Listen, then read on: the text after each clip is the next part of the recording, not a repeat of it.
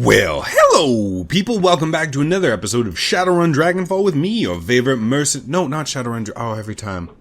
Like I said that Shadowrun Dragonfall last episode too. Welcome to Shadowrun Hong Kong. Because we're in Hong Kong now. That's how you know it's a different game. It's a completely different new setting. Location. I'm your favorite mercenary Smash Keys. Where we last left off, Kindly Cheng did us a solid by going and having us run a little message for her to send to one of her jerk friends. And now her jerk friend is back in the fold, and Kindly Cheng wiped our identities. So I'm now no longer known as Smash Keys, but I go by my street name, Smash Keys. What's this? Bolt Hole. The original name has been sloppily painted over with black paint. Newer but somewhat weathered characters have been painted in bold brush strokes and read Bolt Hole. Is that what that says? Because that to me does not look like... It looks like... Flagged. Flogged. That's definitely not Bolt Hole. Unless it's an Asian. In which case then, I can't read that. The entire written word of all of the Asian languages is actually just called Asian, just so you know. They don't have their own scripts at all, either. You can bunk here for a while. She nods with her nose towards a hatch. You've each got a... You each got a head to take care of your necessities. Try to knock before you enter someone else's, okay? Seriously. I know the drill. Wu turns to you. Stinks of fish, just like that place we squatted at Leary Avenue back when we were kids. The one with the Atslan family and their dog? Remember it being... You hated that dog. He kept digging out my food stash. No matter where we hid it, he'd find it and scarf down a week's worth of grub. He wipes his nose with a gloved hand. Still, it was sad what happened to him and the family. No one should go out that way. He stretches and his spine pops like a handful of firecrackers. I think I've been up for something like 36 hours straight. He drops his arms. And this has been one shit stain of a day. Time to end it. York turns to you, raises an eyebrow. Anything you need before I leave you to it? How'd you get your hands on this place? How do people like us get our hands on anything? We, found it. You found it empty? He sweeps his eyes across the cabin. The doubt is plain on his face. Somebody abandoned a prime piece of real estate like this? She shrugs. Close enough, and it was full of BTL junkies when we came across it. They were completely wigged out on some multiplayer cyber game, and I'm not sure they were ever chipped out of it. They were completely emaciated, stewing in piles of their own shit. Their eyes had sunk into their skulls. Pretty gruesome stuff. They racked up a killer score, though. True. They had the moves. Should have hung an IV while they were playing, though. Turns out nutrition is important. So what happened? Did they die? She shrugs. Nightjar ran them out. Not sure what happened to them after that. Anyways, it's ours now. Auntie Cheng says so. All but the engine room, you mean? Right, everything but that. Auntie rented it out from under us. It must have pissed you off. She shrugs. Whatever, we weren't using it. As long as our downstairs neighbor keeps to himself, he can have the lower level, especially if it keeps Auntie Cheng happy. Is it just you guys? Well, I'm not going to ask that question, because literally they're going to be like, no, the two friends that died, yeah, they lived here too. I gotta look around. Okay, but get some sleep soon. You look like you could use it. We'll go see Kindly in the morning. Figure out what our next move. Alright, so there's the waterfront. It's kind of nice looking, you know? Ooh, so that's probably my stash. Can we go upstairs?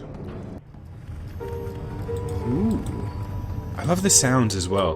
There was, briefly before I started recording last episode, back when we were in the slums of the Kowloon walled city, there was like, it was very ambient. There was like coughs and like sniffles and stuff like that, and you're like, oh, I'm in a gross place.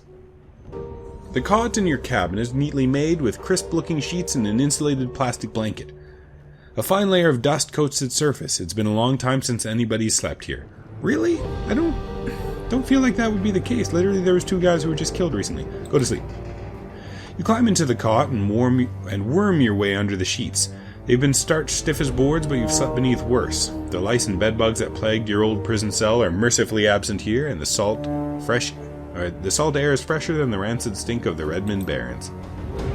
The moment your head hits the pillow, exhaustion sets in. You can barely keep your eyes open. Sleep washes over you like a warm bath, and everything goes black. Is this a nightmare? It's a nightmare. Oh man, I called it. Is that Is that the bad guy from Samurai Jack? Is he in this game? He's a demon, right? What was his name? Shen Yu? No.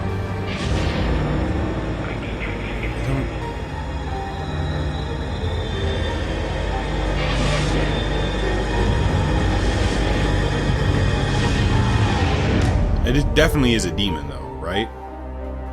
Get some sleep. The dream is suffocating. The shifting tunnel of glass and steel, the towering silhouette of dark majesty, the shadowy doorway, and the teeth. They snap at your heels as you claw your way back to consciousness. You open your eyes to Duncan looming over you. He shakes your shoulder roughly. Smash Keys! Come on, Smash Keys, wake up. We gotta go talk to Kindly. The others have already left. What's her problem? That one was one rough night. He lets go of your shoulder, cocks a thumb at the hatch. We gotta go. I've been trying to wake you for a while now. You were thrashing around in your sleep. Thanks. Let's get going. Glad you did. I was having one hell of a nightmare. He reaches up and rubs the back of his neck. Yeah, I didn't sleep well either. I had a bad dream last night too. I didn't say... Come on, Duncan, don't steal my thunder. I'm just letting you know I had a crazy prophetic nightmare of a demon, okay? You okay? I'll survive. His fingers hit a knot. He winces. But man, nothing's gone right since we stepped foot on this country. I'll tell you something, though. And this is after a full night's sleep. I don't believe Ray's dead. He's dead, Duncan. You heard the news report. Yeah. What makes you say that? Think about it. That statement from the cops on the newscast could be fake. Ours was. And that surveillance footage? We never saw Raymond get shot. The camera was hit by stray gunfire. His passion is intense but contained. Focus. Raymond's alive, Smash Keys. I know it. So what do you want to do now? I don't know. Wait for a lead to turn up, I guess. He smiles. His teeth are white and straight and perfect. I think Smash Keys is in love with this guy. The narrator Smash Keys. I'm just the muscle, remember? You're the brains of this outfit, just like when we were kids. God, I feel like we're 12 years old again, squatting in a stinking trawler. My partner's gone, Raymond's gone, hell, I'm gone. I don't even have a name anymore. And now I can't even go to sleep and hide from it all without having a nightmare. His jaws tighten and his teeth grind so loudly you can hear it. What else is it going to take away from me? So I have that piercing you got in Tacoma? I had to drop that. Hygiene issues. Wu struggles to smile. He fails. What the hell did we fall into here, Smash Keys? I mean, what's coming next? Isn't it obvious? Look around. We're sinless, living in the shadows, dealing with criminals. We're criminals. Wu is silent for a moment. All you get is a blank expression. You're thinking of becoming a Shadowrunner. He says it without judgment, just a statement of fact. What do you think that jaunt into the walled city was? He crosses his arms, considering. It was a test. The Triad woman was testing us. Shadowrunners. Oh man, I have to think about this. He shakes his head slowly, lets out a groan. This isn't the way it's supposed to be. I'm supposed to be a cop. You get to keep your gun, that's something. That was then, this is now. And I want a pony, but we play the cards we were dealt. He drops his hand to his hips and takes a couple of deep breaths. That's right, that's right. It's like Ray always said, shut up, Duncan, and let Smash Keys do the talking. Life is improvisation. When the winds of change blow, some people build walls, others build windmills. He chuckles, finally. Raymond never said that. It was our housekeeper, Miss Maloney. She had it tattooed on her back, right? How'd you see it? Don't mess with me, man. You know I've got anger management issues. He checks his watch. Gobbin and Isabel left a while ago. We should get going too. See what that triad lady has to say. So I like the role-playing element of this game. Because in the other game, it felt as if you were discovering your character, right? Like any kind of hints to your background were very vague and very neutral. And then you just kind of, you put whatever you wanted to be for your character to be on your character, right? Because it was all about the present. But because Duncan, this is this whole past thing. And they're not handling it like you're discovering it. You're inventing it. You're going like, oh no, that didn't happen. This happened. This happened. This happened. Or so I do like that. It makes me feel like if it won't change the relationship, you know, because it's not going to be a choose your own adventure. But I do like the way it's kind of influencing how I feel about this relationship by having that addition. Hey, whoa, Kindly, what's going on here? Who is this man? Kindly's place reeks of stale cigar smoke and fresh urine. Urine. The clicking of mahjong tiles is strangely absent. In its place is a low murmur of laughter and an air of eager anticipation. All eyes are focused on the groaning figure kneeling bloody and bound at the feet of Kindly Cheng. She beckons to him with her finger. and he struggles towards her, the loud rustling of plastic tarp crackling under his knees as he moves. His pants are wet with fear. An acetylene torch lies on the table at Cheng's right hand. Kindly Cheng ignores the scene. She behaves as if all is right in the world. How did you sleep, my little ones? Like a baby, Auntie. I'm still here in the afterglow of our tour to the walled city. Not too well, Auntie Cheng. I had a bad dream. Fine. Not too well, Auntie Cheng. I had a bad dream. She's a goddamn crime lord. I'm just like, oh man, I slept terribly. You register a brief hesitation before she responds. I don't think this crime lord has ever had somebody be like, oh man, she's like, how are you doing today? I'm like, well, my back's a little sore. I think I need a new mattress. You poor darling. Perhaps it's the food here. I understand it can be a bit too spicy for outsiders. But she still responds in kind. I like it. She's not fazed. Still, a bad dream is a better way to spend the night than getting a bullet in the ear while you sleep. She flicks a mahjong towel at the kneeling man's head. Wouldn't you agree, shitbird? She indicates the kneeling man with an incline of her nose. Shitbird here is a plainclothes cop. He snuck into the area last night while you were sleeping, hoping to find you and kill you before his competition got to you first. My men found him outside the trawler you were sleeping on. They saw to it that your rest was undisturbed and that your location remained a mystery. She nods her head back towards the pillar of meat standing behind her. Oh, her? You can thank Mr. Boo for that. Where's Mr. Boo? Him? He's not standing behind her. Thank you for guaranteeing our safety, Mr. Boo. Boo inclines his head 1/4 of an inch. She addresses the bloody man on his knees. Now, shitbird, tell my friends here what you told me. Oh man, you are looking rough. I don't know anything, I swear. We just got the orders last night. He pushes his head towards you and Wu from the floor, struggling to keep his balance. Somebody high up wants these two dead. The whole department is in on it. I don't know anything else. Someone from high up? The old woman lifts her foot, taps his chin with the toe of her shoe. That's pretty high, I feel. Oh, I guess if he's kneeling down like that. How high?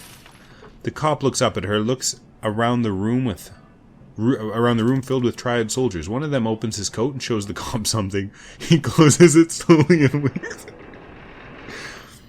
I'm assuming it's a gun, but I'm just going to imagine the other thing. The cop drops his head to his chest. All the way up. It's someone on the council.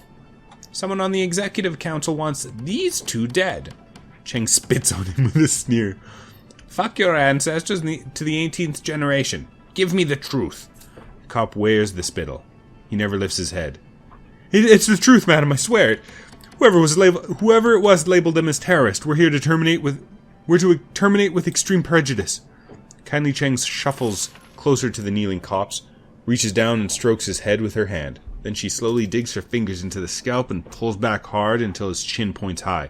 The triad boss leans in close and searches his eyes with her own. That's all he's got. She lets go of his head and smooths his buzz-cut hair with her hands. How did she grab his hair, then?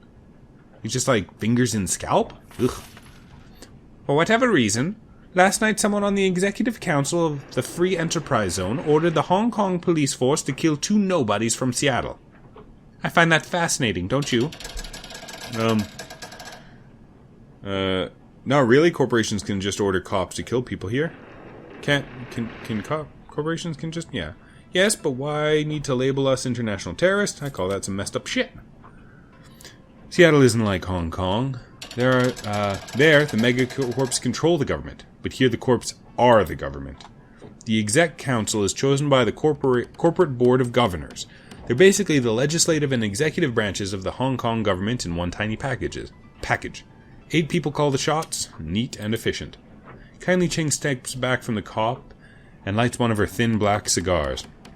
For the wage slaves and the civilian sheep, the corporations are a pantheon of gods who wield absolute power. She looks around the room. But not for us. The triad woman takes a long pull from her cigar and taps her ash on the kneeling cop's head. Who else knows about my guest's visit to Hioi, shitbird? No one, madam. I hadn't called it in yet. I wanted to kill for myself.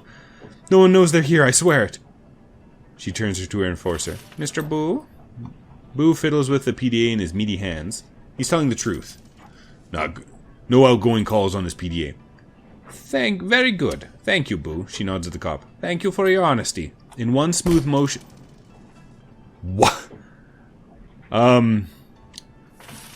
Boo, that's why we put the tarp there. Because the blood... Oh, Boo.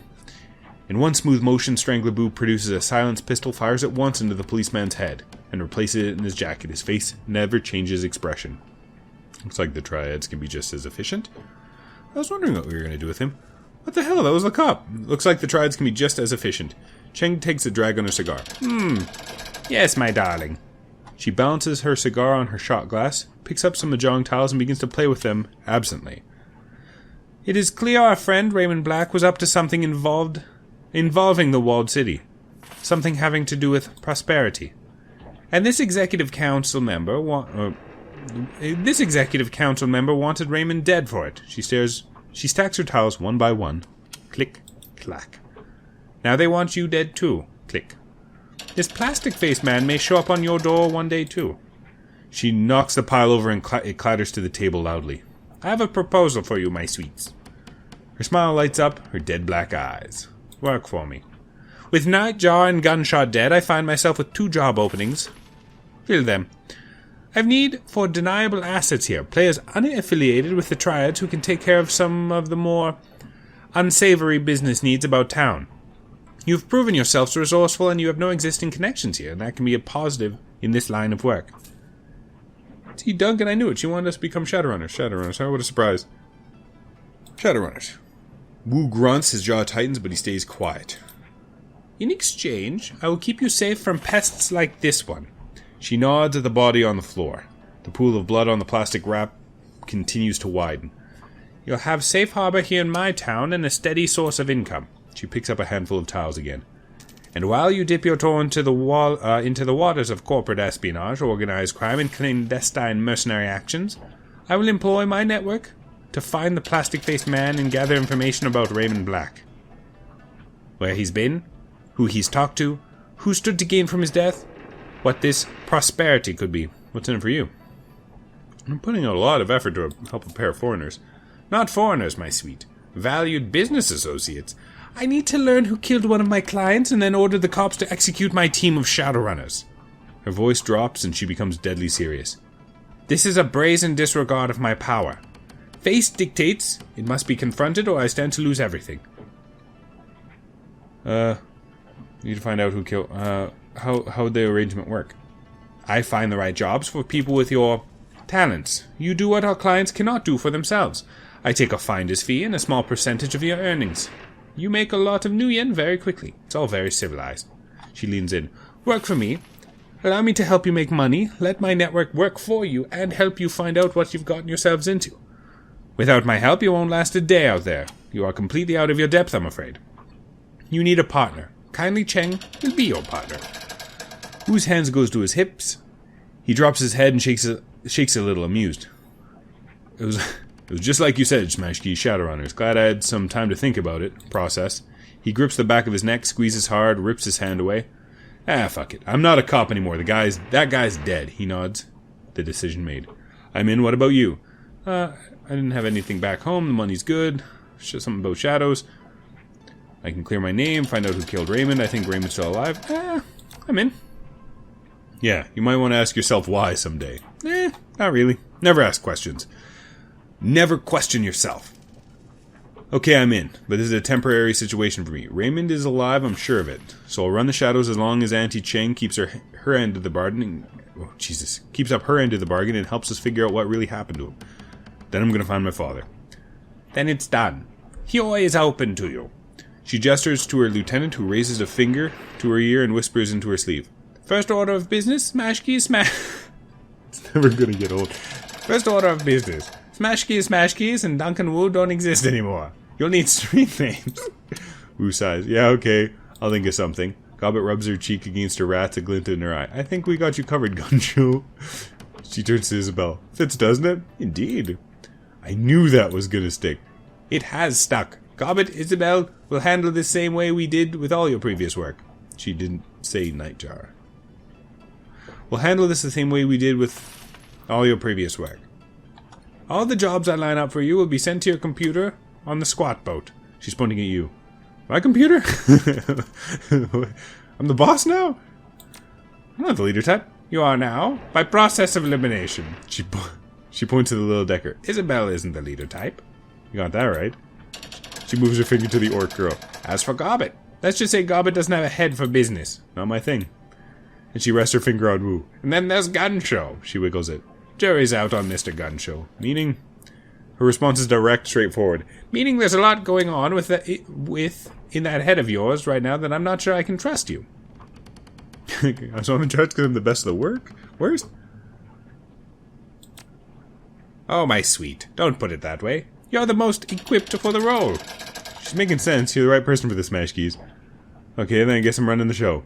Wu shakes his head, eyebrows raised. Gotta be weird calling you Smash Keys again. Haven't called you that since we were kids. Gobbet looks from Isabel to Wu to you. I guess this is our new crew. The rat on our shoulder scurries to the top of our head for a better view. Welcome to the shadows, Smash Keys. Oh, everyone's just gonna walk away again?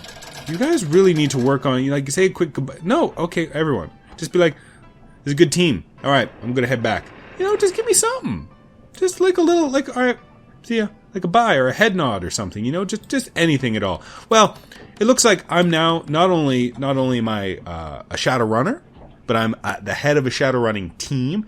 I feel like this whole situation with Kindly Cheng may not be the most beneficial for us, because basically Kindly Cheng is a crime lord who's also working as a fixer, you know, because a fixer in Shadowrun is somebody who finds jobs, like a talent agent, really, or a manager. So that's what a fixer does. The fixer finds jobs, kind of doesn't even negotiate a price, just finds jobs saying like, oh, this person's looking for somebody to do something. I don't even know what. And then I go talk to that person, work out a negotiation, get some money. That person then pays my fixer, who takes a small fee and then gives it to me. It kind of like the stratification of like the compartmentalization of the one doing the dirty work, the one wanting the dirty work done, who is probably just another middleman for somebody who really wants the dirty work done, and then Kindly Cheng is the fixer. Problem is, Kindly Cheng has a vested interest in the crime lord community, right? She's a crime lord, so she's not going to send me on a job that negatively negatively affects other regions of her empire, right? So I feel like it's a little conflict of interest, but hey, guess what? This is my first fixer, so I'm not going to complain too much. So, we can level up something. Can I exit? Okay, I can't level up yet. But you know what? Probably time to take a little break. I know. Tune in tomorrow for more Shadowrun Hong Kong activities, huh? Well, this has been, as I said, Shadowrun Hong Kong. I have been your favorite mercenary Smash Keys, and you have a nice day.